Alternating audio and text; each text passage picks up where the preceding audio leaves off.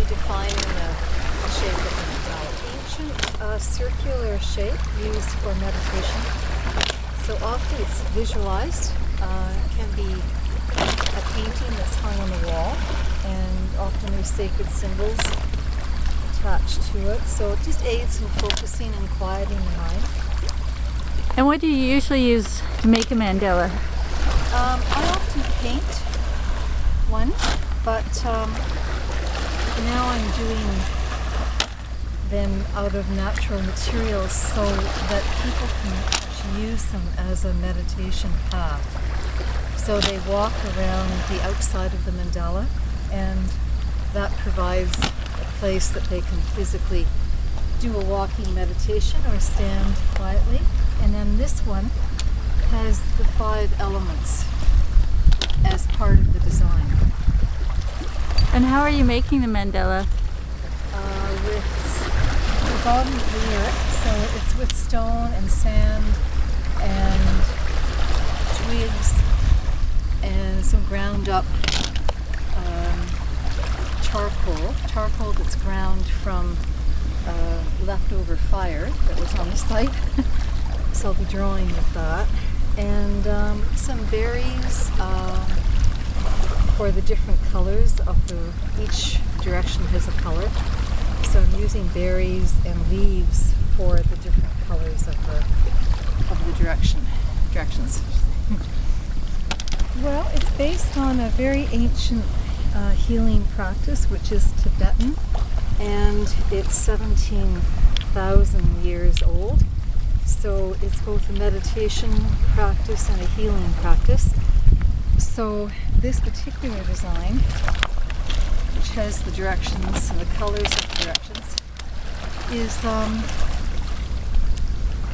kind of holding, some of that practice in it, basically. And it's a place just to stand quietly and take in the elements, because they are part of us and we are part of them. So it's actually also really honoring the 5 elements, because we need to more and more not just respect them but honor them and within ourselves and in the environment.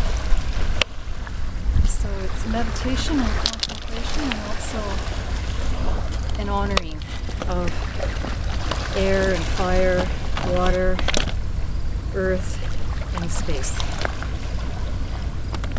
What do you look for when you look at the rocks?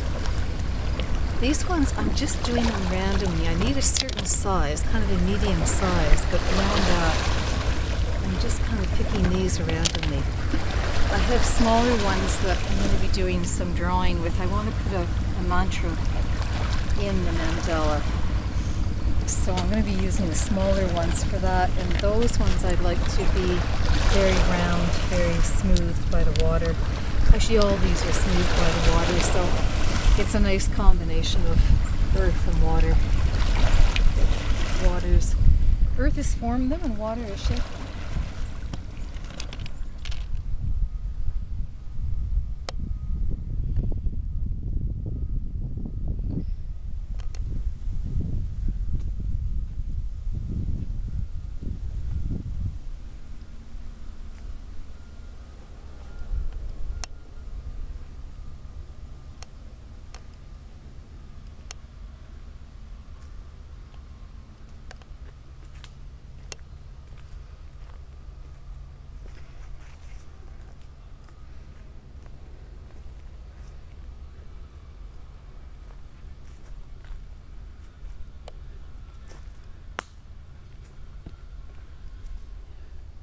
We are at the mandala, and Marsha's assembling her installation. Just doing some of the inner circle with sand from the beach and stones from the beach. The mirror in the center represents emptiness, or the state of, it's actually one of the directions, which is what they call center, but it actually means at the center of everything is space, which is emptiness, because it holds everything. So that's why the mirror is there, because it represents basically everything and nothing. Is there a process to this? Is there a ritual?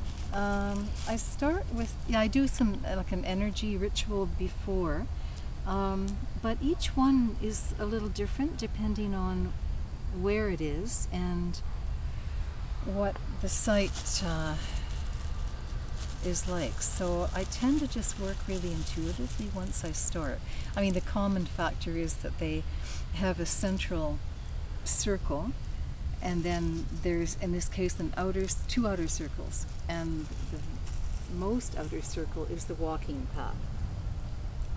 So people can enter this one from the east, which is just behind you, and then they can walk around the outer circle here for contemplation, for meditation, or to stand in either one of the 4 directions that are marked with the 3 stones. You can also stand at each one of the directions and just sort of take in the quality of, for example, the south is water, so I've put some of the wild blueberries from Ward's Beach there, and the color is blue, but water, of course, is so essential to everything around us, within us, so it also gives someone a chance just to reflect on the sacredness of water and to really honor that within ourselves and the environment around us.